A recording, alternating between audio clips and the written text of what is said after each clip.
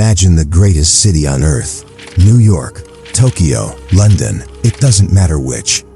Picture its towering skyscrapers, a vibrant jungle of glass and steel, every window glowing. See its streets, rivers of light from countless cars and neon signs.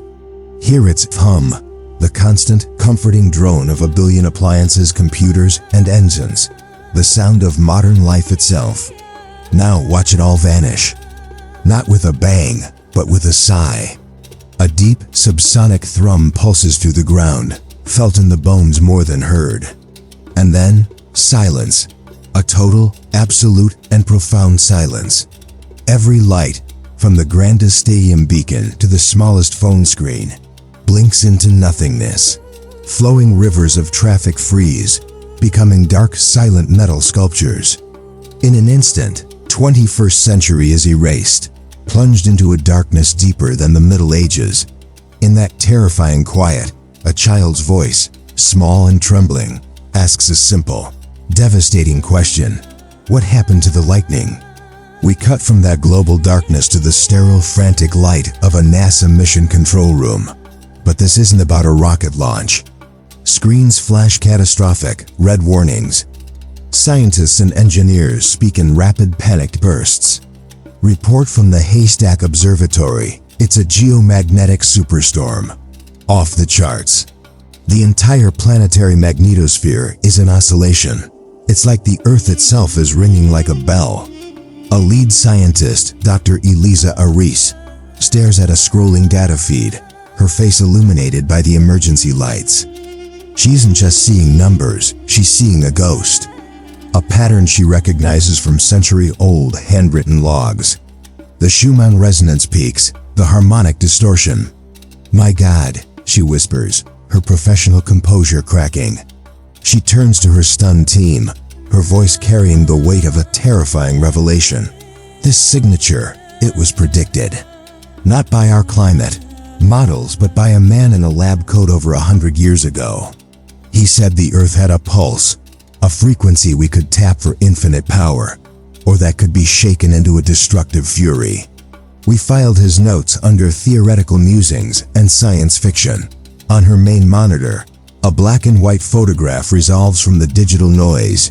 It shows a man with a sharp mustache, deep-set eyes that seem to hold their own fierce light, standing beside a coil spitting man-made lightning. He saw the wiring diagram of the universe, Dr. Aris says, her final words hanging in the air. And we unplugged him.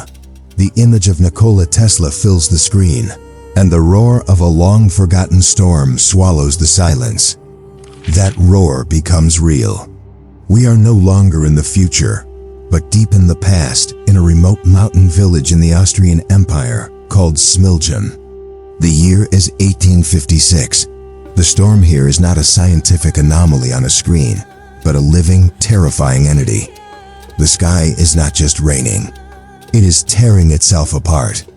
Continuous, blinding forks of lightning crackle from cloud to cloud, illuminating the wooden houses and the stone church with a strobing, violent light. The thunder is constant, a booming drumroll that shakes the very ground.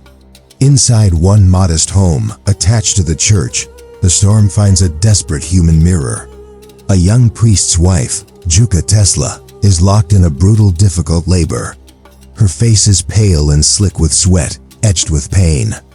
A seasoned midwife works tirelessly, her hands sure but her voice edged with concern. In the corner, the priest, Nikola Tesla, kneels in fervent prayer, but his eyes are wide with a fear deeper than worry. To him, this is no ordinary storm.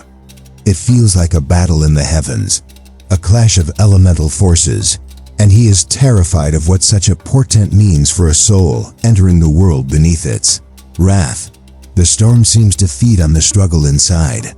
The wind screams like a chorus of banshees. Then, a sudden eerie lull, pocket of dead calm. In that quiet, Nikola gathers a final superhuman surge of strength. The sky answers with its final verdict. A colossal, searing whip of lightning, so bright it bleaches the world white lashes down from the heavens. It does not strike a tree or a field. It seeks out the highest, most conductive point for miles, the polished metal cross atop the village church spire. The impact is apocalyptic. The cross glows white-hot for an instant.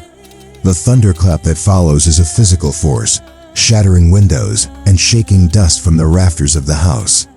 And in that exact, simultaneous moment of blinding light and earth-shaking sound, a new life emerges. The baby's first sound is not a mewling cry, but a sharp, declarative wail that cuts through the ringing silence left by the thunder.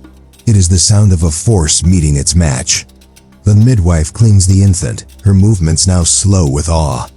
The baby's eyes are open, unusually alert, and seem to reflect not the dim candlelight, but the fading afterglow of the lightning outside.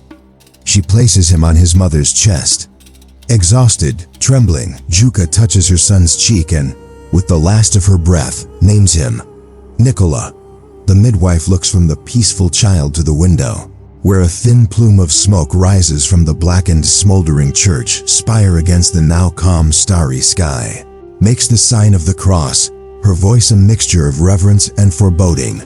"A child of the lightning," she murmurs.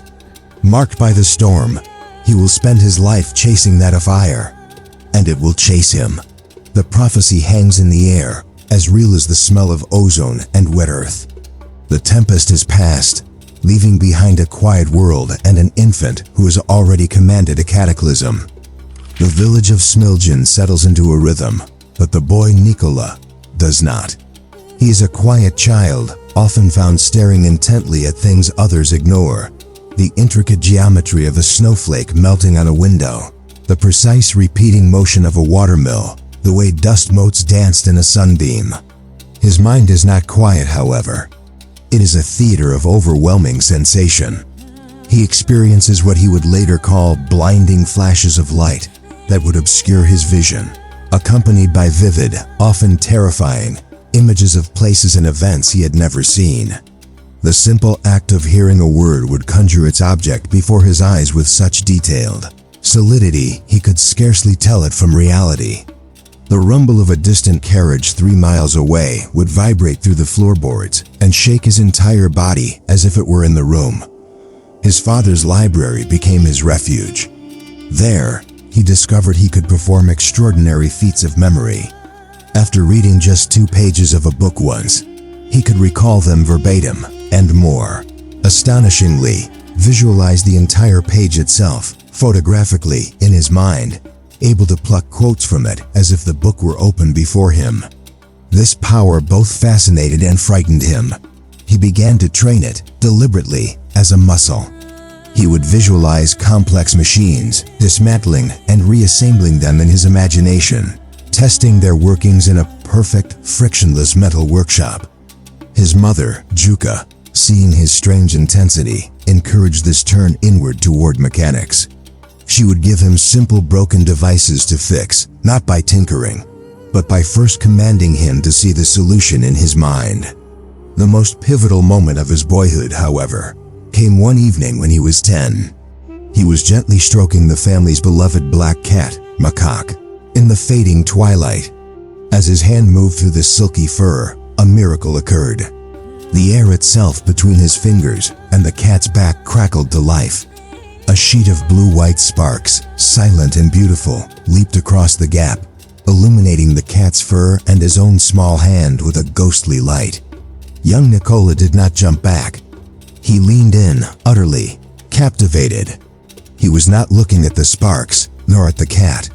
He was staring into the empty, dark space between his hand and the fur. A profound, wordless question solidified in his soul. What invisible river of force flows there, waiting to be harnessed? That night, the chasing of that invisible river became his life's purpose. The year is 1878.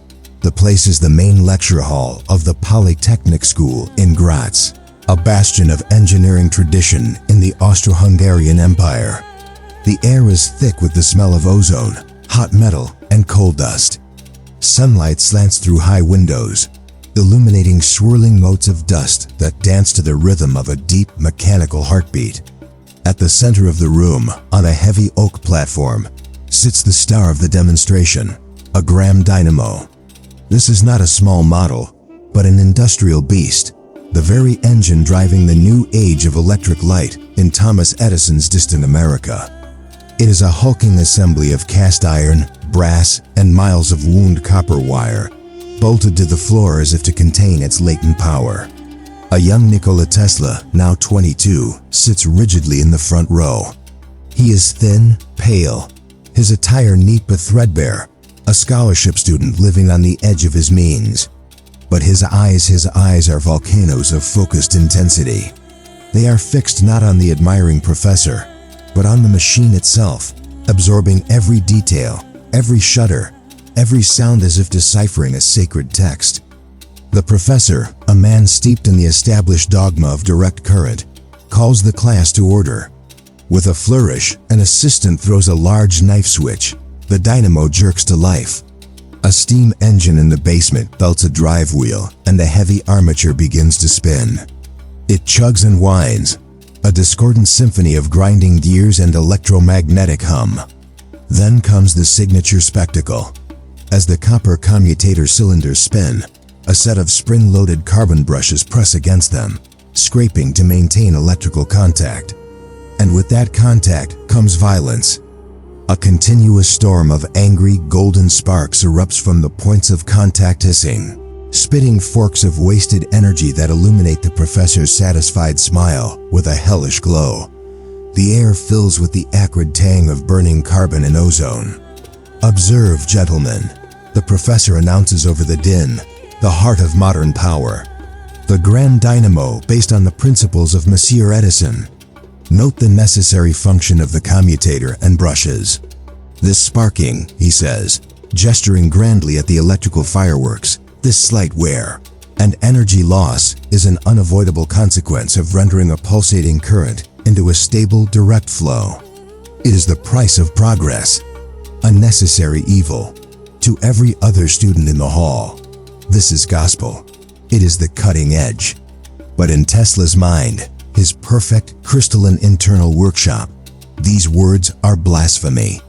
His mental processes, which visualize concepts in 3 dimensions with photographic clarity, deconstruct the scene before him. He does not see an elegant machine. He sees a Rube Goldberg device of staggering clumsiness.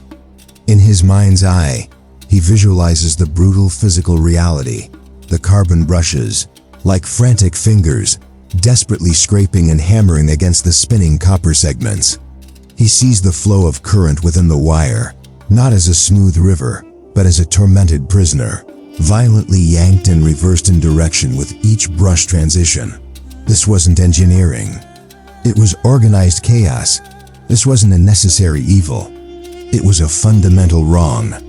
The machine was fighting itself, wasting perhaps half its power in light, heat, and deafening noise simply to achieve a flawed objective. A heat rises in Tesla's chest, a pressure of absolute certainty. The theoretical knowledge he has consumed, the mathematics of alternating waveforms, the principles of electromagnetism collides with the grotesque physical evidence before him. The problem isn't the brush material, or the alignment, or the cooling. The professor is wrong. The problem is the foundational premise. Direct current itself is the flaw. Almost without volition, Tesla finds himself rising to his feet. The grinding of the machine provides a brutal soundtrack to his moment of defiance. "Sir," his voice cuts through the noise, calm but piercingly clear. "The fault is not in the machine. The fault is in the nature of the current we ask it to produce." A stunned silence falls over the room, broken only by the chugging dynamo. All eyes turn to the gaunt, foreign student from the provinces. "To force the current to move in one direction," Tesla continues, his gaze now locked on the spinning armature as if addressing it directly, "we must wage this mechanical war. We must have this sparking, this breaking and remaking of contact. But what if we do not fight the current? What if we embrace its natural inclination to alternate, to swing back and forth like a pendulum?" He turns to the blackboard, seizing a piece of chalk. With swift, sure strokes, he begins to draw not the clunky grand dynamo, but a new kind of motor. A stator with pairs of windings, Imagine, he says, his voice rising with passion, not a commutator, but two or more out-of-phase alternating currents fed into these windings. They would not push and pull. They would create a magnetic field that rotates. It would be a clean, invisible vortex of force. His chalk circles the diagram. And inside this rotating field, we place a simple rotor, not connected to any brush or wire. The changing magnetic field would induce a current in the rotor itself, and it would chase the field smoothly, silently, without a single spark. No contact, no wear, no loss. For a moment, there is only the sound of the sparking dynamo, which now seems to mock his words with its very racket. Then, the reaction erupts, not thoughtful silence, but a wave of derisive laughter. It rolls from the back of the hall, from his peers who see only complexity where he sees simplicity. They see a fantasy. The professor's initial surprise melts into a patronizing smile. He waits for the laughter to subside, holding up a hand for silence. "A very pretty idea, Mr. Tesla," he says, his tone dripping with condescension. "A magnetic field that rotates by itself? A motor with no electrical connection to its power source? What you describe sounds wonderfully like a perpetual motion machine. It is elegant, I grant you. But it violates the established laws of thermodynamics. It is, I'm afraid, not engineering. It is poetry." The final word is delivered as the ultimate dismissal. The public humiliation is a physical blow. Tesla feels the heat flush his cheeks, but externally, he remains statue still. He does not argue. He simply nods once, sharply, and sits down. The laughter and the professor's smile etch themselves into his soul, not as a defeat, but as a catalyst. In that moment, the furnace within him is ignited. A cold, furious obsession takes root. They called his truth a fairy tale. He would prove it was a fundamental law waiting to be unveiled. What follows is a 2-year descent into a monomaniacal quest. He continues his studies in Graz, and later follows lectures in Prague. But the formal curriculum becomes a distant murmur.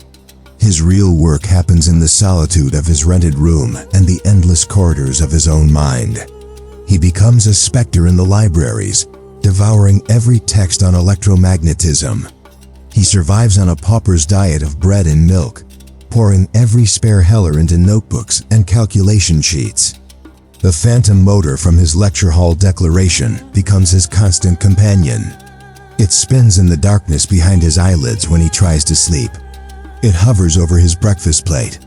He visualizes it from every angle, testing different winding configurations, calculating phase angles, solving the mathematical symphony that would make the rotating field a reality. He works until his body gives out, collapsing over his desk, only to wake hours later with a new thought and begin again. But the mind that allows this profound focus is a double-edged sword. The very sensory sensitivities that make him a brilliant observer begin to turn against him. His nervous system, starved of rest and overloaded with intellectual voltage, goes haywire. The world becomes a terrifying, amplified place. The steady tick-tock of the clock in his lodgement is no longer a background rhythm. It becomes a hammer blow against his temples with each swing of the pendulum. The rumble of a carriage passing 3 streets away doesn't just reach his ears. He feels it vibrate up through the floorboards and into his spine, making his teeth chatter. On walks, he can feel the subsonic tremors from a factory district a mile distant, a constant, sickening throbbing in the ground. His magnificent mind, overfed on a single insoluble idea and under-rested, begins to cannibalize itself. The controlled visions of his workshop become uncontrollable flashes. Blinding, painful sheets of light would erupt in his visual field without warning, obscuring the real world. Vivid, terrifying hallucinations of shape and sound invade his waking hours. Sleep offers no refuge, filled with chaotic, racing dreams of spinning geometries and screaming dynamos. He is trapped in a feedback loop of his own genius, his brain circuitry glowing white-hot and beginning to fuse. The collapse, when it comes, is total and catastrophic. He is found by a landlord, unconscious or incoherent on the floor of his room, surrounded by a sea of frantic diagrams. Physicians are baffled. They diagnose nervous exhaustion or a disorder of the brain, prescribing rest and tonics. The consensus is clear: his studies are over. The relentless pursuit has broken him.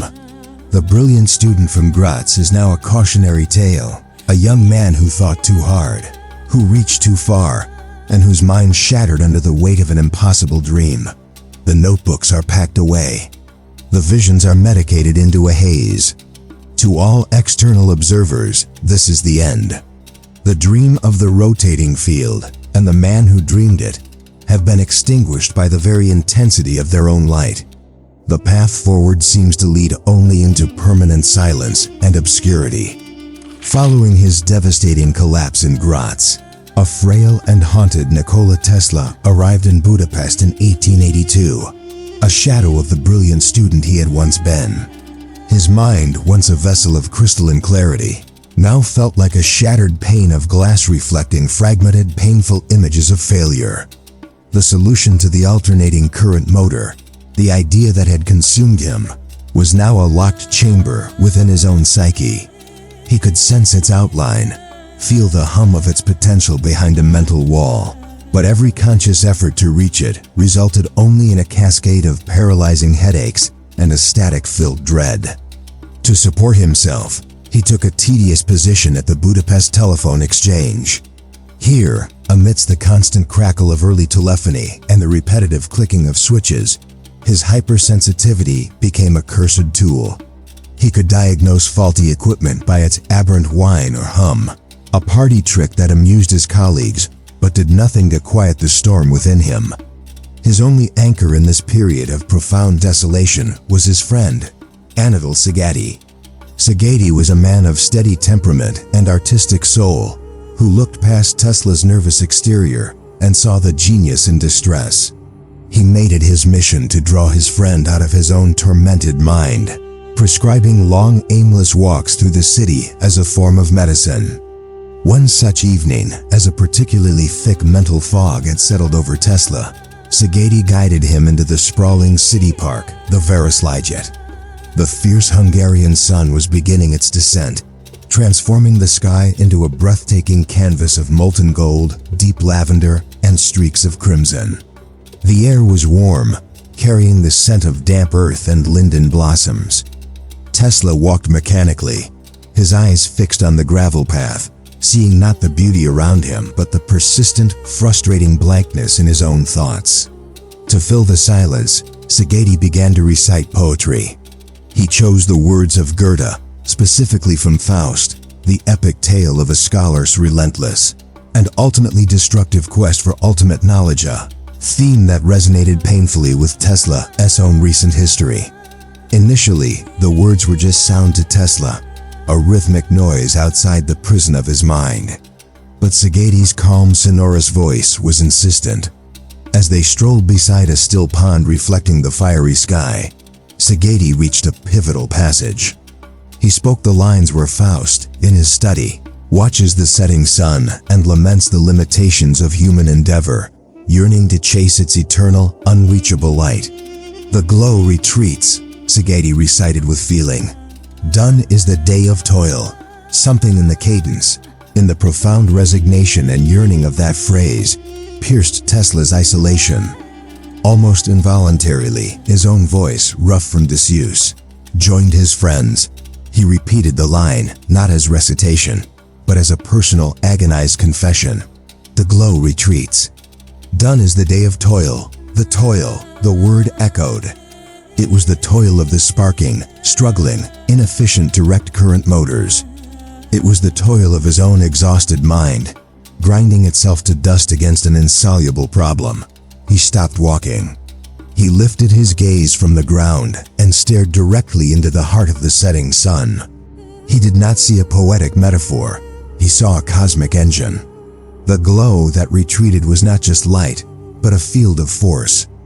And as it retreated in one place, it must inherently advance in another. This was not a single struggling source. This was a rotation, a perpetual, seamless rotating field. The static in his mind didn't just clear, orchestrated itself. The chaotic noise became a chord, then a perfect, soaring symphony of logic. The wall in his mind vanished not with a crash, but with the silent, effortless opening of a vast, illuminated hall.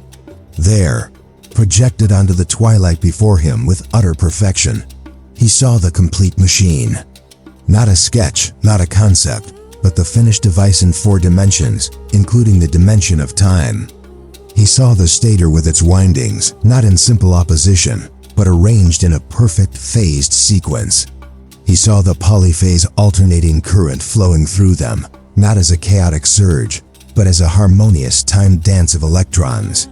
He saw the rotating magnetic field this dance created, a clean, invisible vortex of pure force.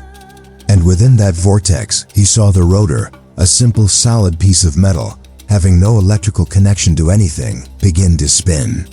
It chased the field effortlessly, synchronously, without a single spark, without a brush, without toil. It was elegance incarnate. It was truth made motion. With a cry that was part sob, part triumph, Tesla dropped to his knees on the path. He scrabbled for a fallen branch, his hands trembling not from weakness now, but from a frantic, urgent need to transcribe. In the soft dirt, he began to draw. Lines, circles, arcs, and symbols flowed from him with furious speed. He was not inventing. He was merely tracing the luminous blueprint that hung in the air, translating a vision from the future into the earth of the present.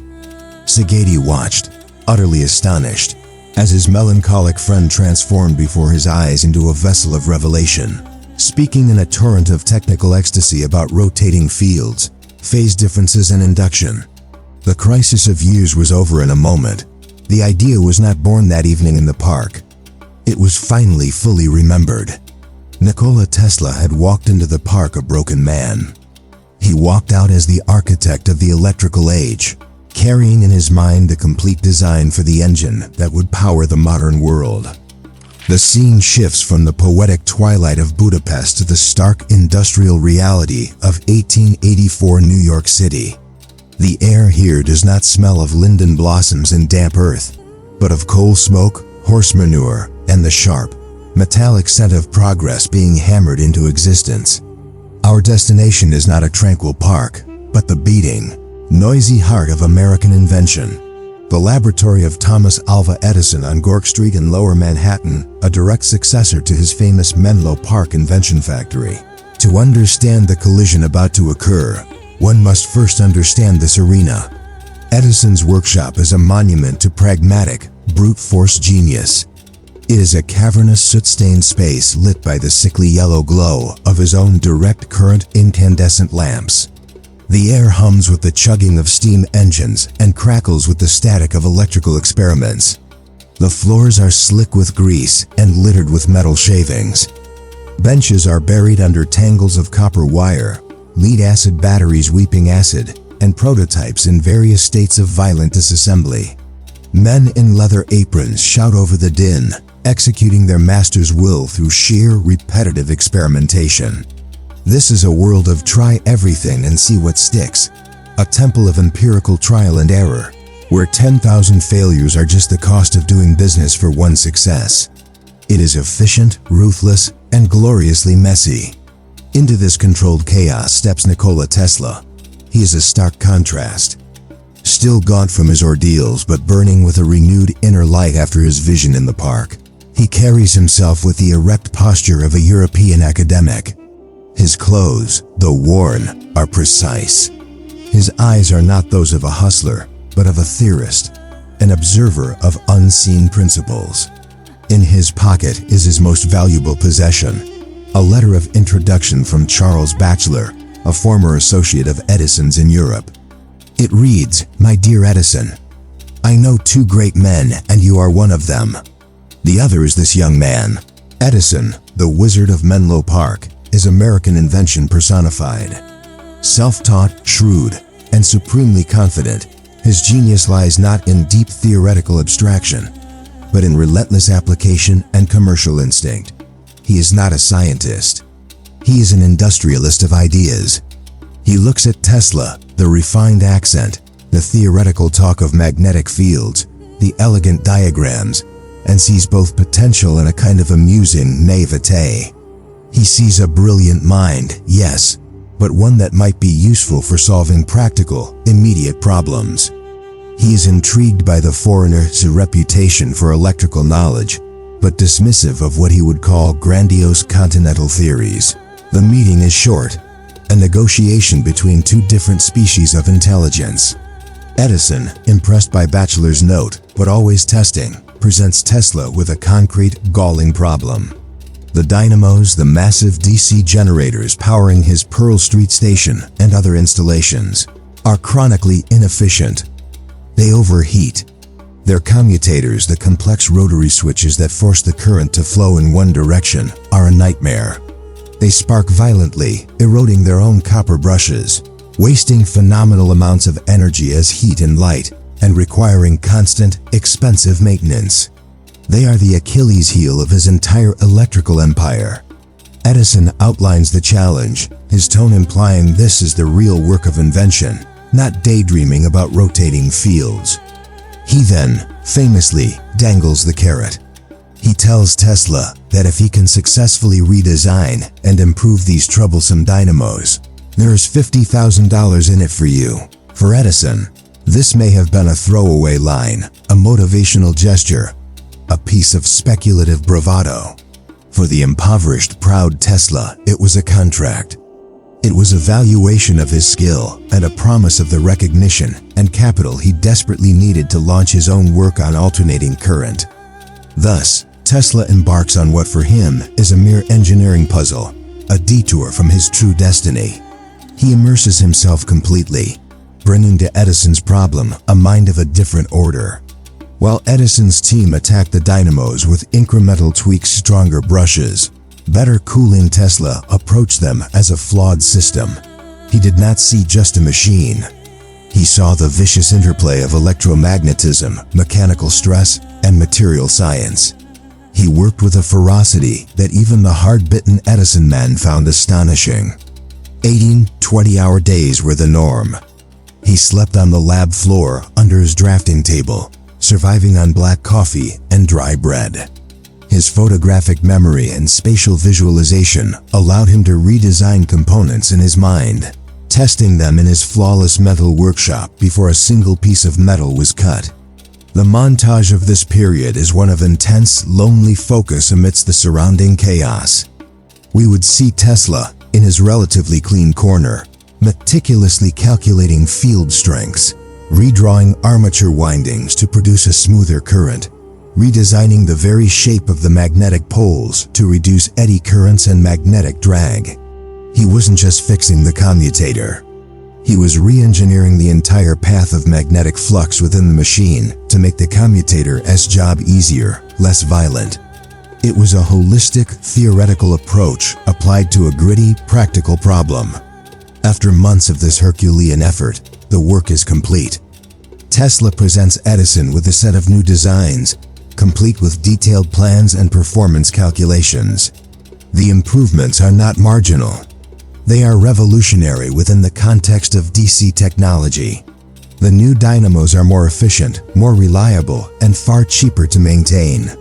They represent a massive financial savings for Edison's growing empire, securing the reliability of his power stations and bolstering his bottom line. Tesla, his part of the bargain fulfilled, arranges a meeting. He is expectant. The $50,000 would grant him the independence to build his own lab, to finally give physical form to the AC motor vision from Budapest. The confrontation is short and devastating. When Tesla inquires about the promised reward, Edison's reaction is not one of a partner honoring a deal, but of a patron dealing with a misunderstanding employee. He looks at Tesla, perhaps with a mixture of amusement and contempt for the other man's literal-mindedness. He shrugs, and then he delivers the line that would become legend, etching a permanent fault line in the history of technology. "Tesla, you don't understand our American humor. The bonus was a joke. He lets that hang in the air, allowing the full crushing weight of the betrayal to settle. Then, as if offering a consolation prize to a child, he adds, "How about a $10 a week raise?" The moment is seismic. For Tesla, it is not merely a financial swindle, though that is catastrophic for a man who has poured his soul into the work. It is an intellectual and spiritual betrayal. It reveals Edison's core philosophy. Ideas have no intrinsic value. They are merely tools for commercial gain, and the labor of the minds that produce them is a cheap, disposable commodity. The Wizard of Menlo Park had looked at the fruit of a transcendent genius and valued it at less than a few dollars a week. The promise of America curdles into a bitter lie. Tesla says nothing. Words are useless in the face of such a fundamental divergence of values. He turns his back on Edison, on the chaotic, soot-filled lab, on the entire enterprise of direct current. He walks out the door, not into just any night, but into the teeth of a howling New York blizzard. The whiteout wind and driving snow are a physical manifestation of the void he now faces. He is, once again, penniless. He is humiliated. But as he walks, head held high into the freezing gale, a profound alchemy occurs. The cold forges his humiliation into something harder and sharper. His resolve crystallizes into pure, unbreakable steel. The personal war is now irrevocable. It is no longer just about different types of current. It is a moral and ideological crusade. The battle between Edison's direct current, a technology of localized control, brute force, and entrenched power, and Tesla's alternating current, a vision of distributed, efficient, and transformative energy for all, has been joined. That night, in the blinding snow, the future of the 20th century was cast, not in a warm laboratory, but in the cold fire of a broken promise. The winter of 1886 to 1887 in New York City was a season of crystalline despair. Following his shattering betrayal by Thomas Edison, Nikola Tesla found himself not just penniless, but spiritually adrift in the very city that promised to be a beacon of his future. His refined European clothes, now threadbare, offered little protection against the biting Atlantic winds that scoured the streets. Humiliation was a cold companion, but survival was a more immediate master. In a twist of fate so cruel, it felt like a deliberate mockery from the universe. The only work he could secure was with the Edison Company itself, as a common laborer on a crew digging trenches for the very direct current power lines his own ideas sought to render obsolete.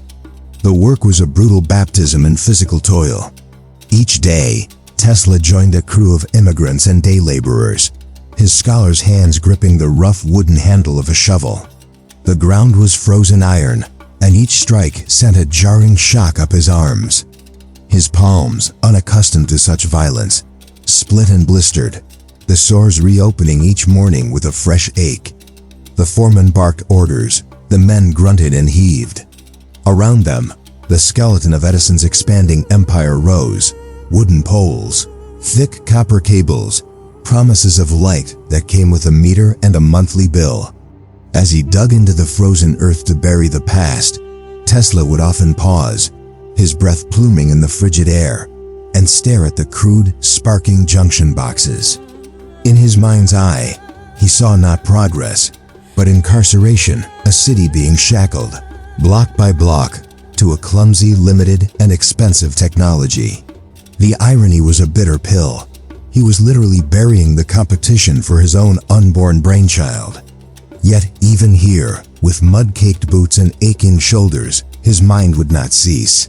The rhythmic thud of the shovel became a metronome for his thoughts. Between strikes, he visualized coil windings.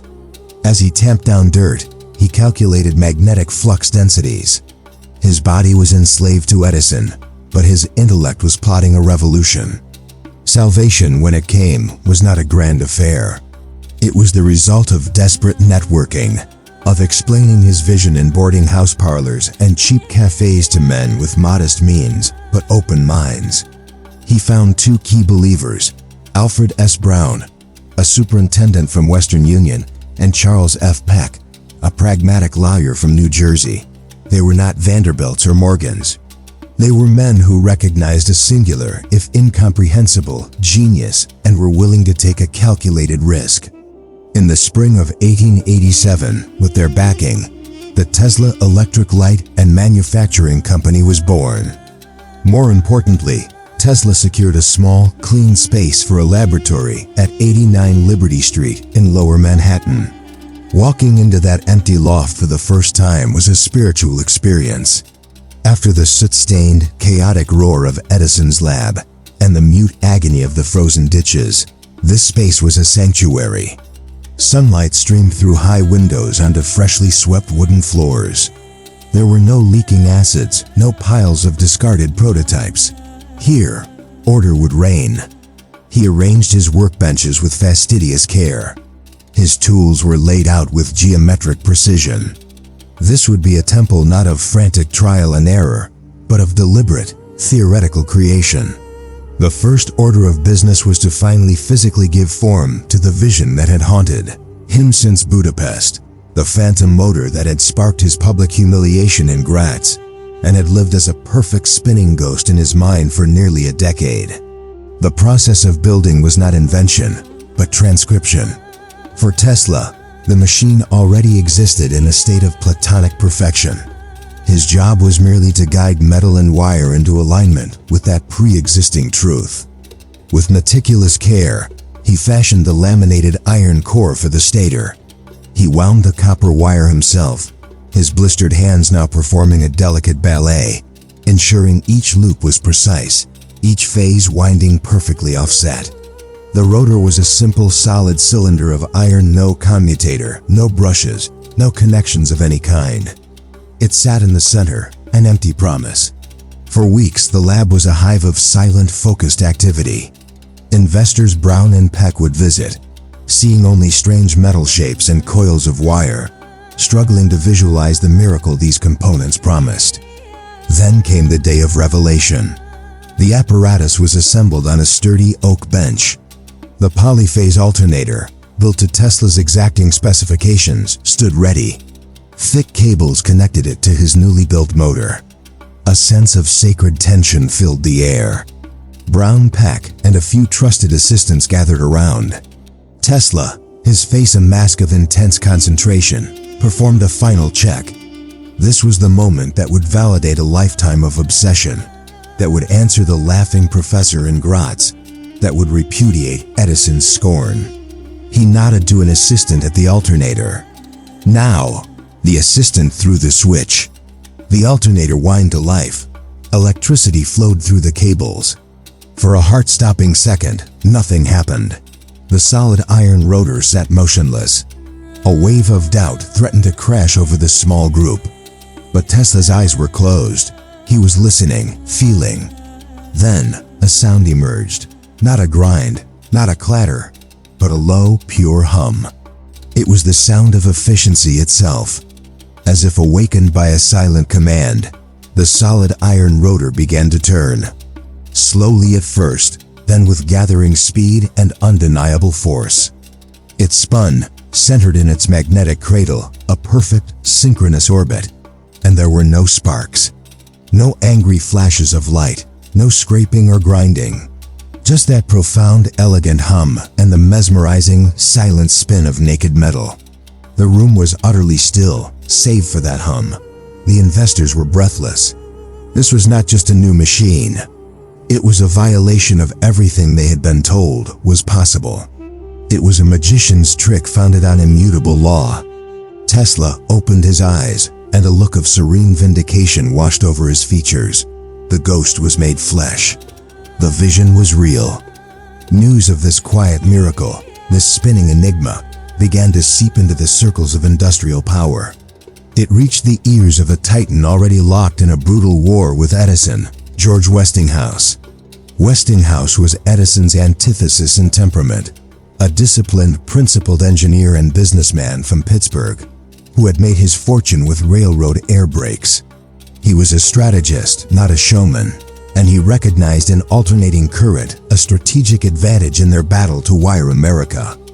Intrigued by the rumors of a brushless motor, he made the journey from Pittsburgh to Tesla's modest Liberty Street lab. The meeting was a study in contrasts: the powerful, established industrialist and the frail, fiery-eyed inventor. Tesla did not give a sales pitch, he gave a demonstration. He had Westinghouse stand directly before the motor as it hummed. Then, without a word, Tesla took a common glass incandescent lamp. He did not plug it in. He simply held it near the spinning motor, and the lamp glowed to full, brilliant life. The energy was passing through the air, induced by the changing magnetic field. It was wireless power transfer, a parlor trick that hinted at a universe crackling with transmissible energy. Westinghouse, the hardened businessman, was for once visibly stunned. He saw past the immediate motor. He saw a complete system. Tesla's polyphase AC could be generated cheaply, stepped up to high voltages for transmission over hundreds of miles with minimal loss, stepped down safely for home use. And now with this motor could power industry. It was a closed, elegant, and overwhelmingly superior circuit. It wasn't just a better mousetrap, it was a new world. He turned to Tesla, dispensing with pleasantries. "What do you want for your patents?" Tesla, the memory of Edison's smirk and the $10 raise burning in his soul, did not hesitate. He stated a figure that would cover his debts and reward his backers handsomely. Then he added the unprecedented clause: a royalty of $1 for every horsepower of capacity his motors would produce in the future. It was a staggering demand. It meant Tesla would have a financial stake in every factory, every streetcar system, every powerhouse that used his technology forever. It was a claim of perpetual ownership over the heart of the coming electrical age. Westinghouse fell silent. He was a fierce negotiator known for driving hard bargains. The numbers were astronomical.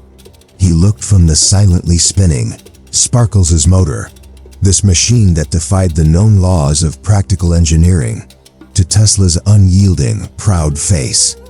In that moment, George Westinghouse made a calculation that transcended ledger books. He wasn't just buying a set of patents. He was buying the key to the future. He was investing in a fundamental truth that Edison was fighting against. The dollar per horsepower wasn't a cost. It was the price of admission to the next century.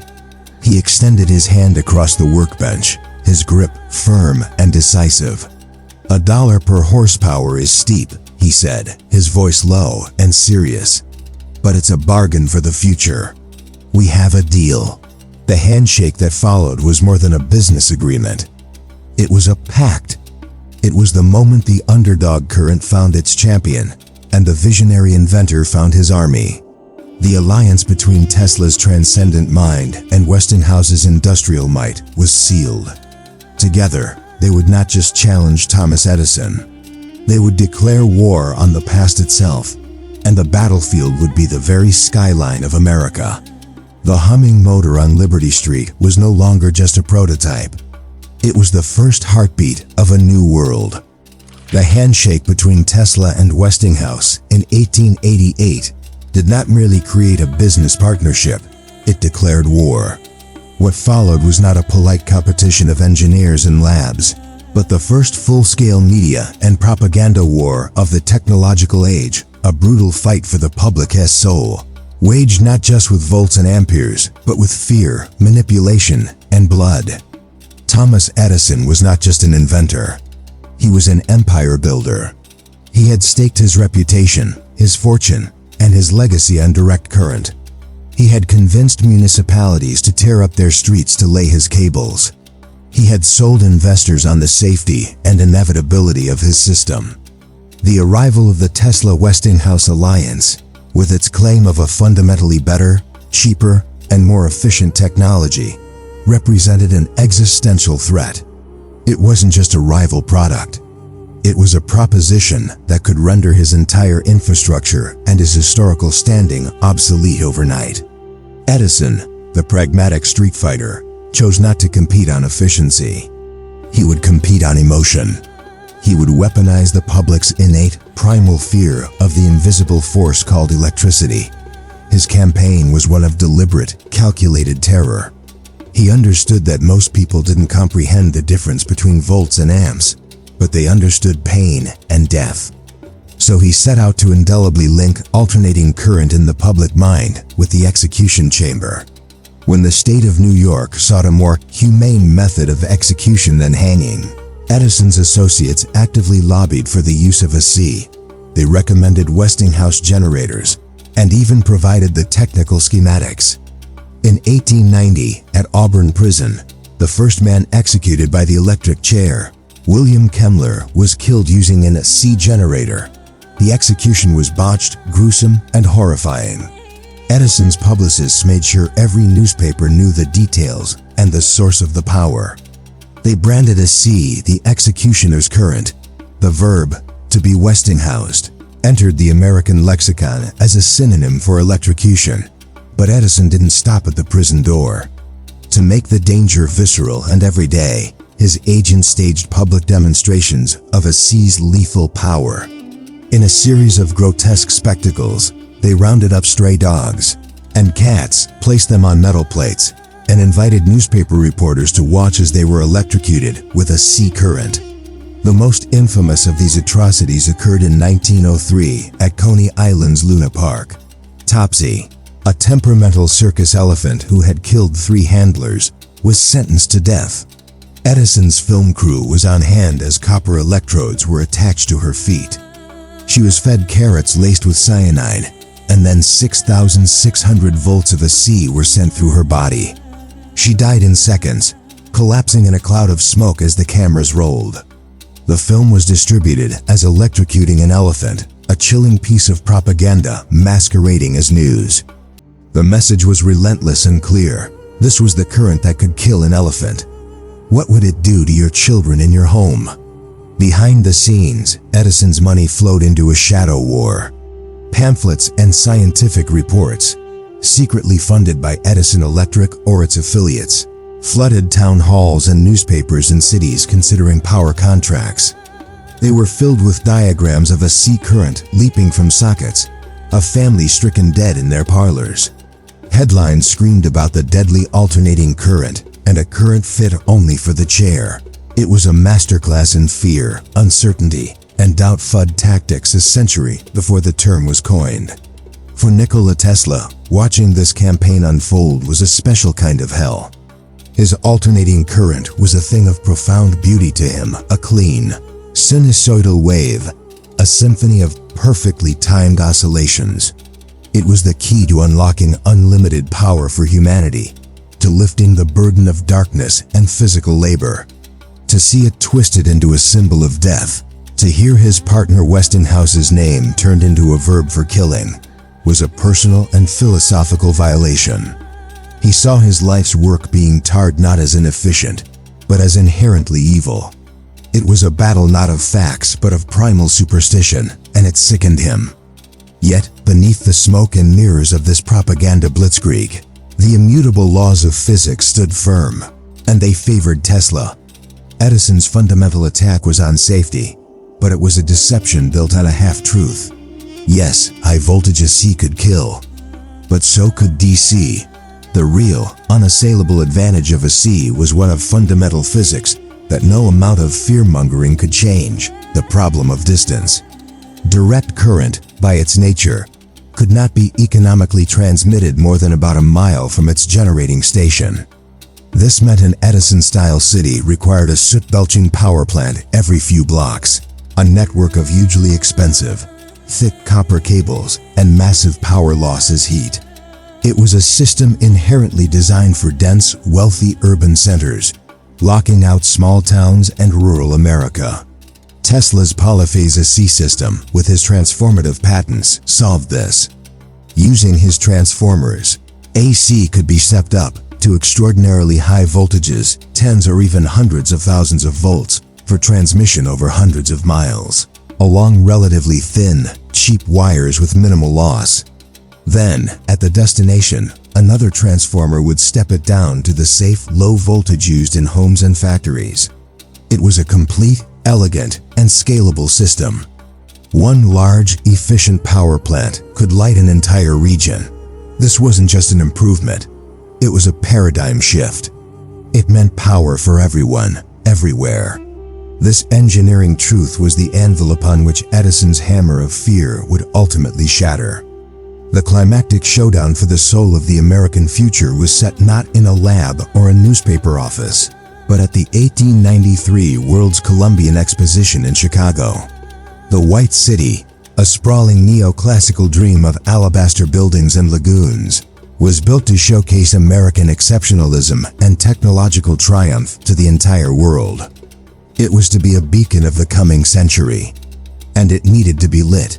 The contract to illuminate the greatest fair in history was the ultimate public relations prize, a chance to demonstrate to millions of visitors which technology truly represented progress. The bidding was fierce. On one side was the General Electric Company, the new conglomerate formed from Edison's assets and others, representing the entrenched DC Standard. On the other was George Westinghouse, financially strained by the propaganda war, but armed with Tesla's superior, demonstrably cheaper technology. The Exposition Committee demanded an unprecedented 100,000 lamps, more than existed in most American cities combined. Jay's bid, based on DC infrastructure, was astronomically high. Westinghouse, using Tesla's system, calculated he could do it for far less. In a stunning blow, Westinghouse underbid General Electric by $500,000, a colossal sum at the time. He won the contract. The victory was more than financial. It was symbolic. The committee, looking at the hard numbers, had chosen efficiency and modernity over fear and tradition. The executioner S-current would now light the most dazzling celebration of human achievement the world had ever seen. The stage, therefore, was not just set for illumination, but for a profound and public vindication. In the shadow of Edison animal electrocutions and scare pamphlets, Nikola Tesla would have one night, on the grandest platform imaginable, to transform the narrative, to turn the current of fear into a river of light, and to show the world that the future didn't spark and snarl in anger, but hummed with a clean, silent, and boundless power. The White City awaited its true wizard. Chicago, October 1893. The World's Columbian Exposition. The Great White City stands as a testament to a nation's audacious optimism. For months, visitors have wandered its grand boulevards in daylight, marveling at the alabaster facades, the towering sculptures, the canals sparkling in the sun. It is a vision of a rational, beautiful future carved from marble and ambition. But as dusk falls on this, the closing ceremony, a different kind of magic is poised to awaken. A crowd of over 200,000 people, the largest ever gathered on American soil for a single event, presses together on the Grand Plaza. There is a palpable, crackling anticipation in the cool autumn air. They have come not just to see the fair, but to witness the future turn on. All eyes are fixed on a temporary dais where President Grover Cleveland stands, flanked by dignitaries and the fair's directors. Before him rests not a ribbon to cut, but a monumental lever switch, a piece of industrial theater. The air is strangely quiet, the usual cacophony of the fair stilled. The only light comes from the dying sunset and the faint, familiar, yellowish flicker of a few gas jets, the old light, soon to be rendered a relic. The president offers a few short words about progress and American ingenuity, but the crowd's attention is on the darkness gathering in the arches of the administration building, in the countless windows of the manufactures and liberal arts building, in the strings of bare bulbs outlining every dome and colonnade. Then, with a deliberate motion, President Cleveland grasps the lever and throws it. What happens next is not a gradual brightening. It is an instantaneous, silent, and total transformation. 100,000 incandescent lamps, more than existed in many entire states, ignite as one. There is no hesitant flicker, no warm-up glow. One moment, the White City is a shadowy skeleton against a purple sky. The next, it is a living diadem of light. It is not the dull orange glow of gaslight, but a clear, brilliant, white radiance that pours from every window, traces every architectural line, and spills across the lagoons in shimmering reflections. The buildings themselves seemed to become sources of light, their white walls glowing from within. The crowd does not cheer immediately. They release a single unified sound, a vast, awe-filled gasp, a wave of pure wonder that rolls across the plaza and over the water. For most of them, it is the first time they have seen electric light at all, let alone on a scale that dwarfed the imagination. It is a religious experience. The message is undeniable, written in photons. This is safe. This is reliable. This is clean. This is the future. The executioner's current, as Edison had branded it, was now the artist's brush painting a new heaven. The war of fear was lost in a single, breathtaking instant of beauty. But for the mastermind behind this miracle, Nikola Tesla, the public illumination was merely the opening act. While the masses remained outside in the glow, a select group of scientists, engineers, and journalists filed into the darkened confines of the electricity building, a temple dedicated to the force that now ruled the fair. Here, Tesla prepared to perform a different kind of miracle, one meant not for the crowd's eyes, but for their understanding. He took the stage not as a businessman or a mere engineer, but as a high priest of physics, a showman of the invisible. The demonstrations he performed that night seemed to defy not just Edison's propaganda, but the very laws of nature as the public understood them. He stood before them, slender and intense, holding long glass vacuum tubes, the precursors to neon lights. With no wires attached, he simply held them aloft, and as high-frequency alternating current from his specially designed transformers coursed through the air around him, the tubes burst into ethereal, shimmering colors in his hands. He was not plugging them in. He was summoning light from the very atmosphere. He then took an ordinary incandescent bulb and instead of screwing it into a socket, he touched its metal base with his fingertip. The bulb glowed to full intensity, the current passing through his own body. The audience leaned forward, a mixture of fascination and horror, expecting the smell of burning flesh. But Tesla simply smiled, serene amidst the energy flowing through him. The climax was a piece of theater so audacious it cemented his legend forever. He stepped into a small, caged platform. A massive Tesla coil, hidden from view, began to whine, building to a fever pitch. Suddenly, man-made lightning erupted. Bolts of electricity, millions of volts strong, leaped from the apparatus, striking the metal cage around him. They crawled over its surface with a terrifying, sizzling roar, surrounding Tesla in a crackling prison of pure energy. Inside the cage, he calmly removed a pocket watch, checking the time, or took a book from his coat and pretended to read, the arcing currents playing over the pages. The display was not just safe. It was a deliberate taunt to the notion of danger. He was demonstrating the skin effect, how high-frequency current travels over the surface of a conductor, in this case, the cage and his own body, rather than through it. To the public, the science was irrelevant next to the spectacle. They saw a man who did not just harness lightning, he wore it as a cloak. He was no longer Nikola Tesla, inventor. He was a modern Prometheus, a magician who had stolen fire from the gods and made it dance to his will. In the practical world, the war was unequivocally won that night.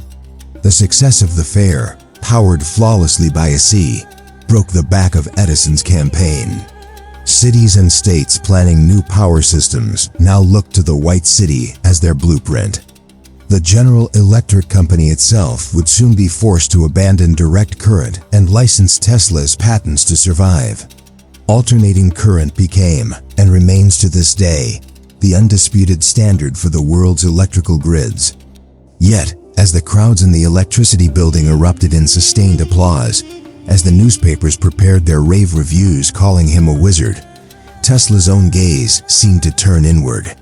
The cheers were for a battle already concluded in his mind.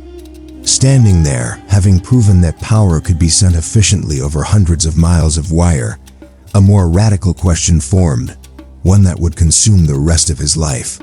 He watched the wireless phosphorescent tubes still glowing on his bench, the energy having jumped the empty air to light them. If power could jump an inch without a wire, why not a mile? Why not across an ocean? Why chain this miraculous force to expensive, vulnerable, limiting cables of copper? The triumph of Chicago was not an endpoint for him. It was the first definitive proof of concept for a far grander, more revolutionary dream, a world entirely connected, not by a web of wires, but by a resonant field of energy humming through the very body of the planet itself. As the fair's lights shone on, symbolizing a hard-won victory, Tesla was already walking into a new and far more solitary struggle, the dream of a wireless world. The intoxicating triumph of the Chicago World's Fair in 1893 left Nikola Tesla at a curious crossroads. He was now world famous, the acknowledged genius behind the alternating current system that was rapidly conquering the globe. Yet for a mind like his, a solved problem was a prison. The commercial war with Edison was over, and the tedious grinding work of building out the AC infrastructure held no interest for him. He was an explorer, not a maintenance man. A profound restlessness set in. The victory had proven power could be sent over wires. Now he was consumed by a question of terrifying grandeur. What if the wires themselves were the limitation? What if the entire Earth could be turned into a conductor? This quest for a wireless world required a new kind of laboratory.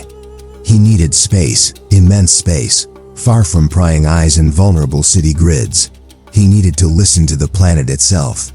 His search led him, in May 1899, to a high remote plateau outside Colorado Springs, Colorado. The location was chosen with deliberate, almost mystical precision. The air here was thin and dry, perfect for electrical experiments. The region was famous for its violent, frequent thunderstorms, nature's own colossal Tesla coils ripping across the sky. Here, he could both create and study lightning on a scale impossible in Manhattan. With funding from a sympathetic patron, he commissioned the construction of a bizarre and magnificent wooden barn of a laboratory, dominated by one singular feature, a soaring, 80-foot-tall wooden tower, crowned with a massive, 3-foot diameter copper sphere that gleamed like a misplaced planet against the vast western sky. Inside this cathedral, to his ambition, stood the heart of the experiment, the magnifying transmitter. This was not merely a large Tesla coil. It was a coil reimagined as a geological instrument. It was a monstrous apparatus of wood, wire, and iron, designed not just to throw sparks, but to pulse specific frequencies of electrical energy directly into the ground, with the tower acting as a gigantic antenna reaching into the atmosphere. His goal was twofold, and each was more audacious than the last. First, to experiment with true wireless power transmission, sending energy through the earth or air to light lamps miles away without wires. Second, and more profoundly, to study the electrical properties of the earth itself. Tesla had a hypothesis, a beautiful and radical idea, that our planet, like a ringing bell, had a specific resonant electrical frequency. If he could find that frequency and pulse energy in rhythm with it, the entire globe could be made to hum with usable power. The summer was spent in frenzied construction and calibration. His small team, led by his loyal assistant Coleman Cheeto, worked under Tesla's fanatical direction. The local populace viewed the strange, spindly tower and the eccentric European with a mixture of curiosity and suspicion. Rumors swirled. Tesla, meanwhile, spent nights observing the natural thunderstorms, taking detailed notes on the lightning's paths, feeling the electrostatic charge build in the air before a storm, convinced he was learning the grammar of the planet's own electrical language. Then came the night of his boldest test. The apparatus was finally ready. The magnifying transmitter was tuned to its peak. Tesla had calculated the potential draw on the local power grid, supplied by the Colorado Springs Electric Company. He knew his experiment might push it beyond its limits. With a grim sense of inevitability, he warned Cheeto, "I might burn out the dynamo at the power station. Be ready for it." This was not negligence. It was the acceptance of a necessary cost in the pursuit of a fundamental truth. The The local grid's sacrifice was a minor variable in an equation meant to solve for the power needs of all humanity. In the profound darkness of the Colorado night, with only starlight and the distant lanterns of the town visible, Tesla gave the order. Cheeto threw the main switch. What followed was not an experiment. It was an invocation. The machine awoke with a sound that was less a mechanical roar and more a primal scream of tearing reality. A deep bass thrum vibrated up from the ground, shaking the laboratory planks and the bones of the men inside. Then, from the great copper sphere atop the tower, reality split. Bolts of artificial lightning, not the jagged forks of nature but thick, snaking ropes of blinding white-blue plasma, erupted into the night. They were not mere sparks, but sustained arcs of electrical fury, some stretching over 100 feet from the tower with a deafening, continuous crackle that drowned out all thought. The air smelled violently of ozone and burnt nitrogen. The very ground seemed to become a living thing, vibrating in sympathy with the pulses. Horses in stables a full mile away reared and screamed in their stalls, driven to instinctual panic by the unnatural electrostatic fury. The grass around the laboratory's base didn't just lie flat. It began to glow with an eerie blue St. Elmo's fire, each blade tipped with a phantom flame. For nearly a minute, Tesla stood as the conductor of this electrical orchestra, the tower his baton, the sky his instrument. He was testing the limits of his creation, pushing more and more energy into the system. And then, as predicted, the system of the mundane world rebelled. A sudden brighter flash came not from the tower, but from the direction of town. A deep WHUMP echoed across the plateau. The relentless roar of the magnifying transmitter ceased abruptly, not from being switched off, but because its source of power had vanished. The arcs of lightning winked out. The vibrating ground fell still. The only light now was the fading, ghostly glow from the electrified grass. Tesla looked toward Colorado Springs. Every single light in the town had gone dark. He had not just overloaded the power station. He had utterly destroyed its generator, plunging the entire community into a sudden bewildered blackout. In the ensuing silence, broken only by the ringing in their ears and the panicked whinnies of distant horses, Cheeto and the other assistants were trembling, awestruck and terrified by the display of raw, elemental power they had unleashed. Tesla, however, moved with serene purpose. He lit a kerosene lamp, its feeble glow now the only light for miles. He walked calmly to his instrument tables, peering at the galvanometers and photographic plates he had set up to record the event. While the town behind him fumbled in darkness, he began taking meticulous notes in his precise script. He was unperturbed by the blackout. It was a confirmed data point. The important results were here, in his instruments. And what those instruments suggested was a revelation that dwarfed even the spectacular light show. The photographic plates showed the patterns of the discharges.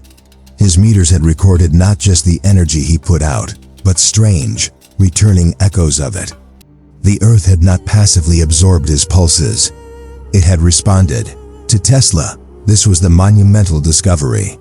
He interpreted the data as proof of his grandest theory. The Earth itself was a conductive body, and it had a resonant frequency. He believed he had just taken the planet's pulse. In his mind, the experiment was a complete success. He had proven that by pumping electrical energy of the correct frequency into the ground, one could set up standing waves of current that could travel around the entire globe with minimal loss. The vision that crystallized for him in that quiet, lamp-lit lab was his most revolutionary and, to the established order, his most terrifying. He saw a future not of power lines and monthly bills, but of a planetary ecosystem of energy. He imagined a global network of perhaps 24 magnifying transmitter stations, strategically placed around the world. These stations would pump resonant frequencies into the Earth's crust. And then, anyone, anywhere, a farmer in China, a doctor in Africa, a teacher in Peru could tap into this limitless flowing reservoir of power. They would simply push a long metal rod into the ground. attach a tuned receiver, and draw off the electricity they needed. It would be free, wireless, and universally accessible. It was the ultimate democratization of energy, a vision of abundance that would lift humanity out of poverty and struggle. It was also, as he would soon discover, the ultimate threat to every capitalist structure built on the metered sale of power, coal, oil, and copper. He had not just created man-made lightning in Colorado. He had conceived of the end of scarcity itself, and in doing so, he had guaranteed the ferocious opposition of every entrenched interest in the world. The experiment was over. The much harder battle was about to begin. The Colorado Springs experiments of 1899 were, in Nikola Tesla's mind, an unqualified triumph. He returned to New York in early 1900, not with a mere set of data, but with a cosmic blueprint. He believed he had decoded a fundamental secret of the planet, that the Earth itself could be used as a resonant conductor for electrical energy. His vision now expanded beyond the mere transmission of messages or even power across cities. He saw a world system, a planetary network for the free distribution of electricity, information, and even precise time synchronization. But to build the prototype for this new world, he needed a patron of unparalleled means. There was only one name, John Pierpont Morgan, the colossus of American finance, the man who stabilized markets and built industrial empires. Morgan's office at 23 Wall Street was the undisputed nerve center of American capital. Securing an audience with the great financier was a feat in itself. When Tesla entered Morgan's opulent, dark-paneled office, he was facing the antithesis of his own genius. Morgan was not a man of equations or magnetic fields. He was a man of balance sheets, control, and tangible assets. He valued order, stability, and above all, return on investment. Tesla, still vibrating with the energy of his Colorado revelations, presented his case. But wisely, he tailored his pitch to Morgan's interests. He spoke not of free energy for the masses, but of a practical monopolistic business opportunity. Guglielmo Marconi, the young Italian inventor, was making headlines with his wireless telegraphy, threatening the transatlantic cable monopolies in which Morgan had interests. Tesla argued that his system, based on his proven Colorado work, was far superior. He proposed building a powerful transmission station on Long Island that could send not just simple Morse code dots and dashes across the Atlantic, but eventually voice, news, and stock quotes. It would be a commercial telegraphy service to rival and surpass Marconi's. For Morgan, this was a compelling proposition, a chance to control the next great communications monopoly. In March 1901, after careful consideration, Morgan agreed to invest $150,000, a vast sum, equivalent to over $5 million today, in exchange for a 51% controlling interest in Tesla's patents related to the project. For Tesla, the money was a means to an end. For Morgan, it was a purchase of a potentially profitable utility. The site chosen was a flat, 200-acre plot in Shoreham, Long Island, named Wardenclyffe. Here, Tesla's secret dream began to take physical form, a dream far grander than the wireless telegraph he had sold to Morgan. The architectural plans, drawn by the prestigious firm of Stanford White, revealed his true ambition. At the center would stand a laboratory, a handsome brick building housing the most powerful electrical apparatus ever conceived. But rising from it would be the true marvel, a gigantic, 187-foot tall wooden tower, unlike anything the world had seen. It was not a simple mast. It was a geometric and electrical masterpiece, tapering to a breathtaking apex where it supported a colossal 55-ton hemispherical dome of steel, a capacitor of staggering scale. Beneath the structure, boring into the Long Island clay, workers drilled a shaft 300 feet deep, and from its bottom radiated a network of iron pipes stretching out in all directions. This was not a telegraph antenna, it was a root system. The tower was the terminal, the dome the reservoir, the underground network the connection to the Earth's very substrate. This was a machine designed not to whisper messages into the air, but to shout pulses of specific frequency into the body of the planet itself, to make the globe ring like a bell with electrical energy. Construction throughout 1901 and 1902 was a source of immense local fascination and growing scientific curiosity. The strange rising skeleton with its inexplicable metal cupola attracted attention. Tesla, in his interviews, began to speak more openly of his wider vision of broadcasting power, of lighting ships at sea, of unifying the world's energy grid. These grand, philanthropic pronouncements began to worry the practical men in Morgan's circle. Rumors and reports trickled back to Wall Street. Tesla was not building a simple telegraph station. He was building a world telegraphy center with aims that seemed uneconomic. Then, in December 1901, came a seismic blow from across the Atlantic. Using a collection of apparatus, including a Tesla oscillator for generating the waves, Guglielmo Marconi succeeded in receiving the first transatlantic wireless signal, the letter S in Morse code, sent from Cornwall, England, to St. John's, Newfoundland. The world went wild with admiration for Marconi. Tesla was furious and despondent. He knew Marconi was using his patented inventions, and he fired off angry letters and legal threats. But in the court of public opinion, and crucially in the mind of J.P. Morgan, Marconi had won the race.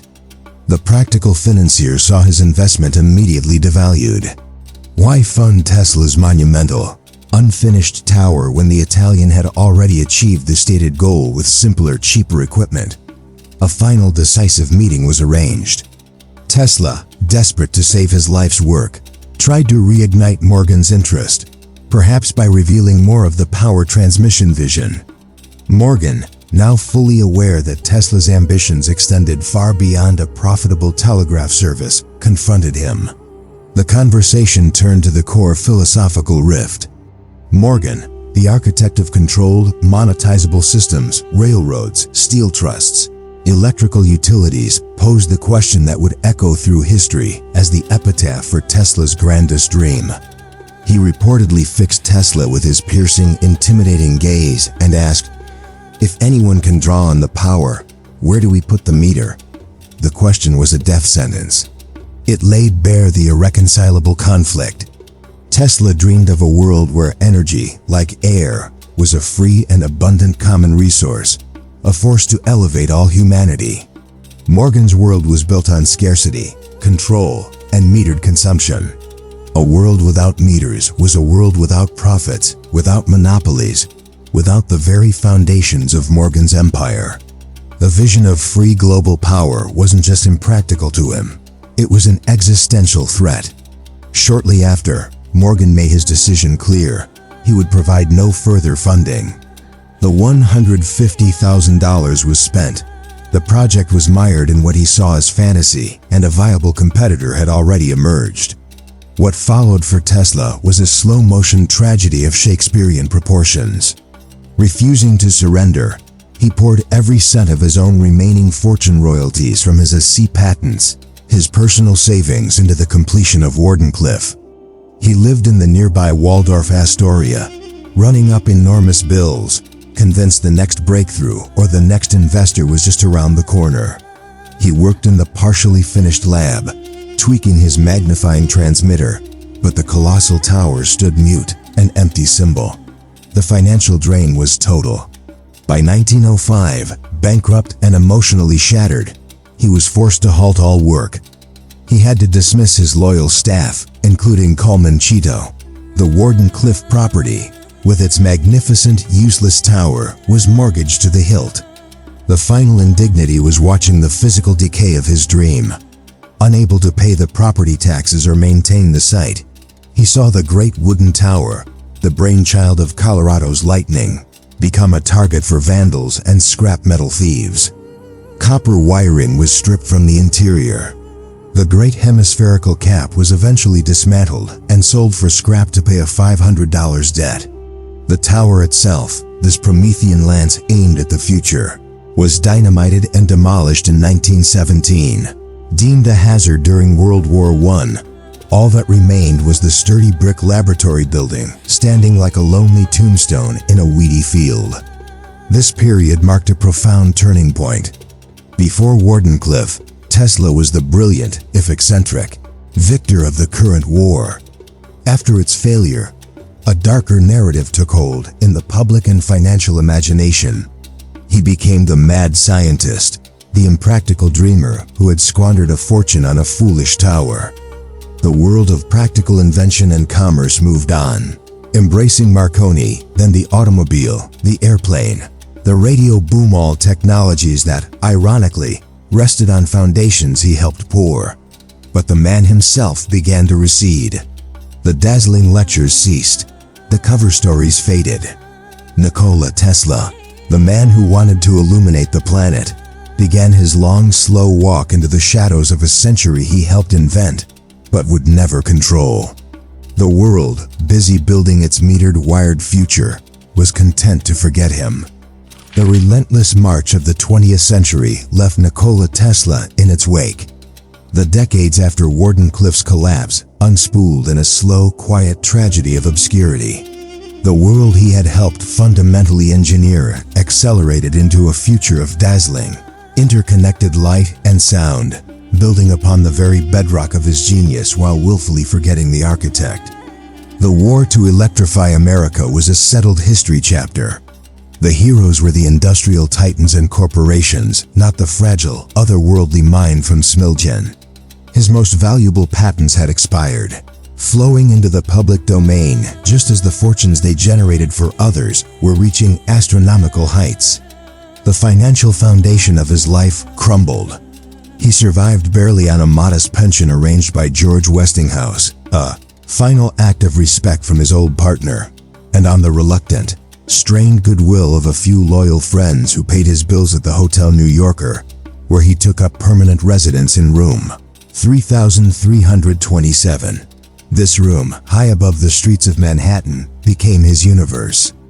It was a stark inversion of his once meticulous laboratories. The ordered sanctuaries of Liberty Street and Colorado Springs were now replaced by a cluttered, chaotic cell. The space was piled high with precarious stacks of scientific journals, decades of handwritten notes, and half-finished models of later inventions. The air carried the dusty scent of old paper and the faint, ever-present smell of birdseed, which he kept in large sacks in the corner. The magnificent magnifying transmitters and spinning motors were gone, replaced by the soft cooing murmur of his only constant companions, the pigeons of New York City. His daily routine revolved around them. Each day, regardless of weather, he would walk to the city's parks, particularly Bryant Park behind the New York Public Library, his thin, tall frame draped in an old-fashioned coat, carrying bags of feed. To the passing world, he was merely another of the city's harmless eccentrics, the Pigeon Man. But for Tesla, these birds were his connection to purity and beauty. He believed they possessed a spiritual intelligence he found lacking in humanity. Among them, one became singular, a beautiful injured white female pigeon with light gray tips on her wings. He found her hurt and nursed her back to health in his hotel room, constructing a small nest for her. His attachment to her was profound and heartbreaking. He would speak, with complete sincerity, of loving her as a man loves a woman, claiming she visited him nightly and that he would know if she fell ill across the city. She was the receptacle for the immense, unspent love and care in his soul. Once a year, on his birthday, the world would briefly remember he existed. Reporters would make the pilgrimage to room 3327 for a staged interview. They came not for scientific insight, but for bizarre copy. They found an old man with still piercing eyes, surrounded by pigeons, who would hold forth not on the validated past, but on the speculative future. He spoke of his Teleforce particle beam weapon, a death ray, he claimed could melt airplane engines at 250 miles, a weapon to end all war by making borders impregnable. He theorized about communicating with other planets. He described a world of handheld devices for instant communication and information, access a vision of the smartphone decades before the silicon chip. To the journalists and their readers, these were the ramblings of a brilliant madman lost in a fantasy future. They were colorful quotes to punctuate a human interest story about a fallen genius, not the coherent prophecies they would later prove to be. From his window at the New Yorker, Tesla could literally see the empire of his neglect. The skyline of New York, the most electrified city on Earth, thrummed with the alternating current he championed. Radio waves, whose foundational principles he had patented and demonstrated, now filled the air, carrying. Frustrated and seeking justice, he would occasionally muster the energy for a legal fight, attempting to assert his patent claims, particularly against the radio industry. But he was a solitary aging man with no resources, pitted against the boundless legal departments of corporations like RCA. The lawsuits would sputter and die, draining his limited spirit and the patience of his few remaining allies. His mind, however, refused to decay with his circumstances. It remained frighteningly sharp, a crystal trapped in a failing setting. He continued to write, to calculate, to envision. In his notes were concepts for radar-like systems, for vertical takeoff aircraft, for focused energy beams, ideas that would fuel the next World War and the Cold War, conceived by a man the military considered a quaint lunatic. His body, however, was betraying him. The decades of obsessive work, mental strain, poor nutrition, and profound disappointment took their toll. He grew thinner, more frail. His walks to the park became slower, more labored. The world had rendered its final dismissive judgment. Nikola Tesla was a relic, a brilliant chapter in a story that had moved on. A prophet so far ahead of his time that, by the time the world finally arrived at his visions, they could no longer see the man who had drawn the map. He was left with the pigeons in the park and the crushing silence of a future that had used his blueprints, but locked him out of the house. In room 3327, surrounded by the ghosts of inventions and the soft flutter of wings, the Lightning King awaited his end, a monarch in exile in the electrified kingdom he had created. The year is 1937. The world is crouched in the shadow of impending war. In Spain, civil war rages. In Germany, the Nazi regime is rearming with terrifying speed. In a quiet room on the 33rd floor of the Hotel New Yorker, Nikola Tesla celebrates his 81st birthday in solitary silence. Outside his door, the management, aware of their famous resident's destitution, had discreetly placed a cake. He likely did not eat it. His celebration was of a different kind, the annual ritual of an audience with the press, the one thread still connecting him to the world of consequence. The young reporter from the New York Times who arrived that day entered not just a room, but a sensory archive of fated grandeur. Room 3327 was a tomb of forgotten glory, a chaotic reliquary. The air was still and carried a complex aroma, the dry, sweet dust of aging paper, the oily scent of old machinery, and the earthy, granular smell of birdseed. Light struggled through the window, illuminating galaxies of dust motes dancing over landscapes of clutter. Piles of scientific journals and handwritten notebooks formed precarious cairns. On small tables, intricate models of turbines, of flying machines, of electrical circuits sat half-assembled, like skeletons of unborn ideas. In one corner, sacks of feed for his pigeons leaned against a wardrobe. This was the palace of a mind that had not ceased its exploration, even as its explorer had been marooned by time. When the reporter was shown in, he found Tesla seated in a worn armchair, a king upon a threadbare throne. He was frighteningly thin, his suit hanging from his frame, but his posture was erect with an old-world formality. His hands, once so deft with tools and wire, now rested on the chair's arms, long fingers drumming a silent, restless rhythm. But it was his eyes that captivated and unsettled. They had not dimmed. They were the same intense, piercing blue windows to a furnace of mental activity that burned as hot as ever, in stark contrast to the physical vessel that contained it. The reporter, expecting perhaps a nostalgic reminiscence about the Chicago Fair or the AC motor, was swiftly redirected. Tesla had no interest in touring the museum of his past. His gaze was fixed on the terrifying future barreling toward the world. With the deliberate cadence of a man unveiling a solemn prophecy, he began to speak not of light, but of a new kind of lightning. He described his latest and most fearsome brainchild, Teleforce. The press, with its love for sensational shorthand, would call it his death ray. He did not describe it as a weapon of aggression, but as the ultimate instrument of defense, a technological shield. In vivid technical detail, he explained a system that could project a concentrated beam of microscopic mercury or tungsten particles, charged to millions of volts, across hundreds of miles of atmosphere. This beam, he claimed, would generate such intense local heat that it could melt the engines of incoming bombers at a distance of 250 miles, incinerating aircraft fleets before they could cross a border. He spoke of making national frontiers impregnable, not with walls, but with an invisible curtain of pure energy. His ultimate goal was not conquest, but the abolition of war itself. It will bring about a peace, he said, his voice low and grave, based on the sheer, undeniable logic of mutual vulnerability to total annihilation. When every nation can destroy another from within its own borders, attack becomes suicide. War becomes not immoral, but irrational.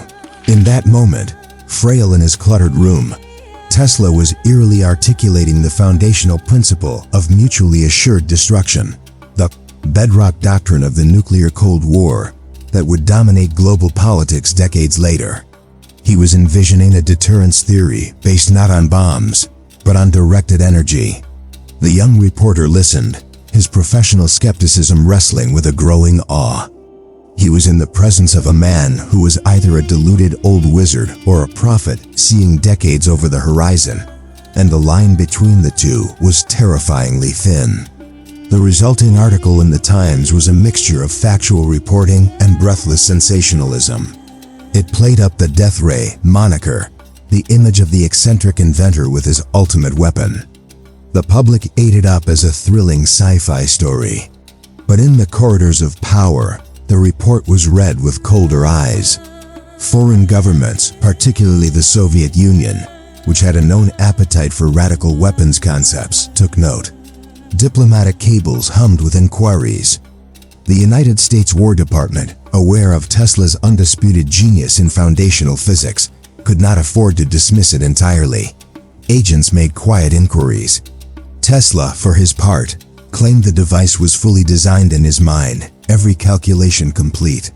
He stated he had offered it, first and foremost, to the United States.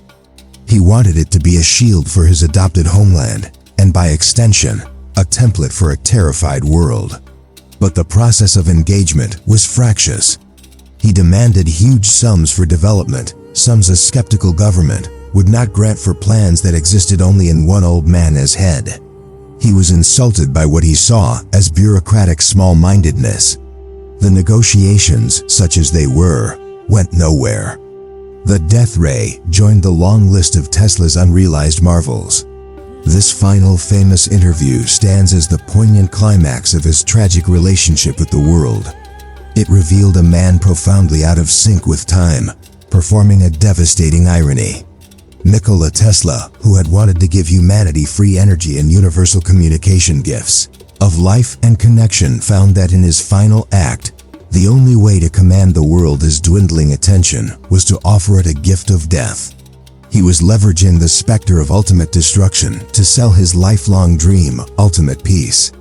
He was still trying to conduct the world's symphony, to command its behavior with the promise of a lightning bolt, even as his own physical light was fading into the gathering dusk of the century. The reporter left room 3327 with a headline. Tesla was left with the silence, his perfect weapon, and his imperfect peace existing only in the brilliant, lonely workshop of his mind as the world outside marched unheeding toward a war of fire and metal that his ideas might have prevented, or perhaps in a different form, made infinitely more terrible. The winter of 1943 was one of the darkest the modern world had ever known. A global war, the very cataclysm he had long feared and believed his inventions could prevent, raged across oceans and continents. In New York City, a blackout was in force, windows taped against potential blast, the skyline dimmed to hide from enemy bombers that never came. In room 3327 of the Hotel New Yorker, the war was a distant tremor. Here, the battle was internal, a slow and final winding down. Nikola Tesla was 86 years old. His body, long abused by obsession and neglect, was a frail shell. His heart, which had beat in time with the alternating pulses of his own grand visions, was growing weak and irregular. On the night of January 7th, the cold seeped through the very walls of the city. In his room, surrounded by the silent company of his papers and the ghostly memory of his white pigeon who had died years before, plunging him into one of his deepest sorrows, Tesla prepared for bed as he always did. He was a creature of precise habit. He likely placed his shoes neatly by the chair, smoothed the covers. The room was a monument to a mind that never stopped, but on this night, the endless internal monologue of invention, calculation, and memory finally began to quiet. There was no dramatic struggle, no last gasp. Sometime in the deep silence between midnight and dawn, his magnificent, overtaxed heart simply ceased. Nikola Tesla died as privately as he had lived his later years, alone in a rented room, while a world powered by his genius fought itself in darkness. His death went unnoticed for 2 days. A do not disturb sign hung on his door, a request the hotel staff had learned to respect for their famous, eccentric resident. It was only on January 9th, when concerns grew after untouched meals were returned from the hallway, that a maid named Alice Monaghan finally ignored the sign and used her key. She found him in his bed, peacefully composed, as if in a deep, final sleep. The life had left him, leaving behind a chilling stillness and the vast, echoing silence of a mind that had once channeled the song of the spheres, now finally at rest. The hotel management was notified. Then the police and the mundane machinery of death in a great city began to turn. But Tesla's passing was not to be a mundane affair. Word reached federal authorities almost immediately. The FBI, under J. Edgar Hoover, had maintained a file on Tesla for years, intrigued and alarmed by his claims of a death ray and other advanced weaponry. In the paranoid climate of total war, the idea that this legendary, borderline mythical inventor might have left behind plans for a superweapon, and that those plans might fall into enemy hands triggered swift and decisive action. Within hours, agents arrived at the Hotel New Yorker. They placed room 3327 under official seal, a strip of government tape barring the door. The alien property custodian, an office tasked with securing the assets of enemy aliens, took extraordinary control of Tesla's effects, despite his being a naturalized American citizen for over half a century. The irony was profound. The man who had offered the ultimate defensive weapon to his country was, in death, treated as a potential security risk. The subsequent inventory was a surreal invasion. Government officials picked through the intimate detritus of his life, the pigeon feed, the sentimental letters, the meticulous laundry bills he kept in triplicate. Among the piles, they discovered a small, heavy, cylindrical object of unknown purpose. It was immediately speculated to be a model or a key component of his fabled particle beam weapon. The artifact, along with trunks of his papers, was rushed to a secret government facility for analysis. The task of evaluating the technological legacy of Nikola Tesla fell to a team of the nation's top scientists, led by Dr. John G. Trump, a renowned electrical engineer from MIT, and ironically the uncle of a future president. Dr. Trump and his team conducted a thorough examination. They pored over the notebooks, deciphering the elegant, old-fashioned script filled with complex equations and visionary concepts. They dismantled the mysterious cylinder. Their final report to the government was a bureaucratic death knell for the Tesla legend. They concluded that his notes on particle beams and teleforce were primarily of a speculative, philosophical, and promotional character, without the detailed engineering data needed for construction. The ominous cylindrical device was identified not as a superweapon component, but as a harmless, if odd, collection of outdated electrical resistors. In the clean, clinical language of state science, the verdict was delivered. The work was not of a revolutionary nature and posed no threat. The genius of the age was officially declared obsolete. The government's interest vanished as quickly as it had appeared. This private dismissal stood in stark contrast to the very public send-off that followed. On January 12, 1943, a funeral service of immense scale was held at the Cathedral of St. John the Divine, one of the largest churches in the world. Over 2,000 people packed the pews. It was a who's who of American science, industry, politics, and high society. Nobel laureates, corporate presidents, ambassadors, and artists, many of whom had denied him funding, ignored his letters, or dismissed him as a crackpot in life, now came to be seen paying their respects. Eulogies were delivered, praising his immense contributions and rare genius. The grand organ played. It was a magnificent, solemn, and profoundly hypocritical tribute. The crowd mourned not the man they had let starve in a hotel room, but the safe, sanitized icon he had become in death. They honored the inventor of the SC motor, a settled, profitable piece of history, not the prophet of wireless power or the troubled dreamer of world peace. They celebrated a legacy they had spent decades marginalizing. As his coffin was carried out, the great and the good filed into the winter light, returning to a world at war, a war being fought with radar, guided missiles, and energy beams. Technologies whose seeds lay scattered and uncredited in the very papers the government had just declared obsolete. Nikola Tesla was buried in Ferncliff Cemetery in New York, his mortal journey complete. The final, crushing irony was that his grandest funeral was also his last great demonstration of the gap between perception and reality, between the honor given to a name and the neglect shown to the living man. The world had finally gathered to applaud the lightning only after the storm had long since passed. We leave the somber gathering of 1943 behind, the echoes of the grand funeral fading into the quiet of history. The scene before us now is not one of mourning, but of quiet, sun-dappled preservation. We are at Wardenclyffe on Long Island. But the field is no longer overgrown, the building no longer a crumbling shell. The sturdy brick laboratory has been restored, its windows clean, its purpose remembered. It stands now as a museum, a testament to a dream that refused to die. Before it, a bronze statue of Nikola Tesla gazes out across the grass, not back at the lab, but toward the distant horizon, as if watching for something still to come. We move closer until all we see are the statue's eyes. And in that bronze gaze, something stirs.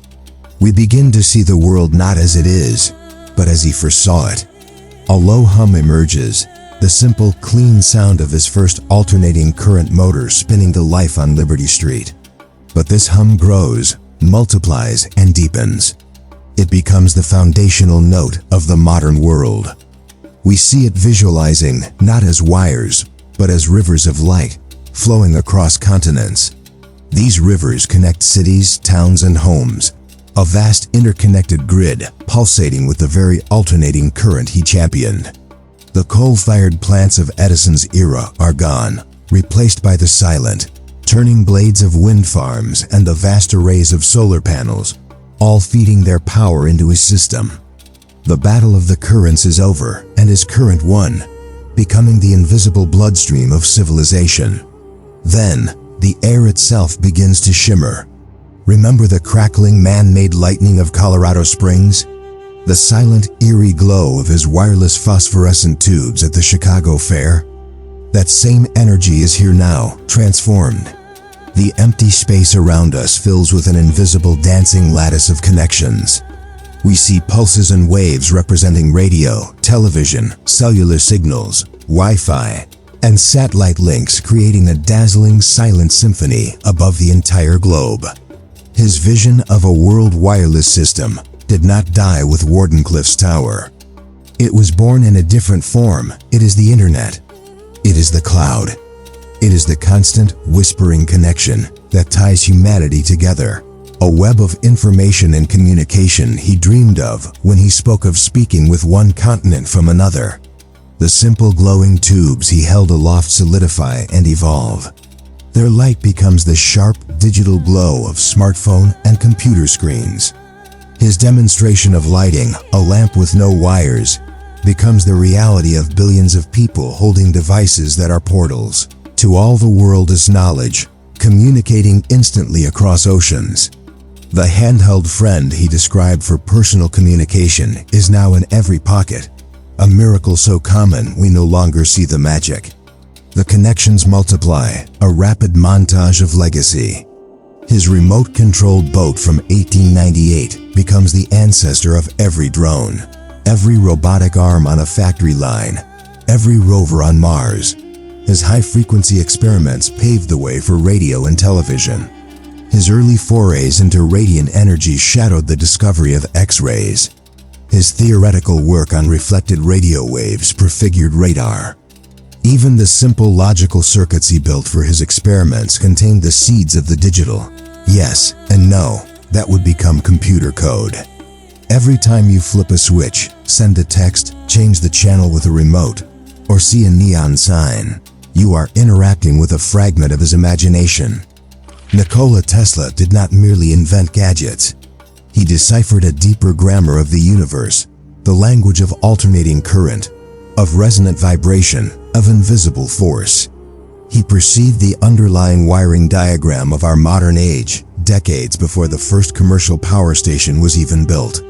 His struggle was never for mere profit or fame. It was for a specific kind of liberation, to free humanity from the prison of darkness, to collapse the isolating distances between us, to replace scarcity with abundance. The true tragedy of his story is not that his dreams failed. It is that they succeeded with such overwhelming completeness that they vanished into the background of our daily lives.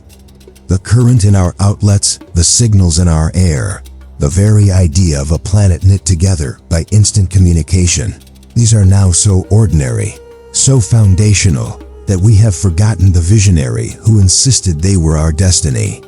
We do not inhabit the world of Edison or Marconi or even Ford.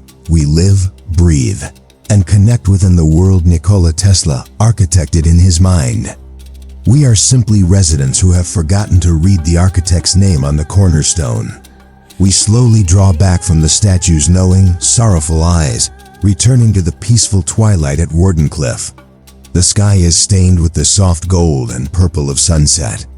A young child walks up to the bronze figure, clutching a small modern LED light, a descendant of his very demonstrations. The child looks up at the thoughtful face, then carefully places the light at the statue's feet. A small finger presses a button. A cool, electric blue star ignites in the gathering dusk. It doesn't flicker or sputter. It glows with a steady, perfect light, a tiny, self-contained point of silent lightning. It sits there, a humble offering from the present to the past, a single note in the grand symphony he composed. It is proof that the fire he spent a lifetime chasing now burns in a billion such points across the darkened earth. In every screen, every bulb, every connected heart. We hold on the statue's face one last time, that expression of eternal longing and foresight. He looks past us, past the little light, into the horizon of a future he is still, somehow, trying to give us. Nikola Tesla. The future was his patent.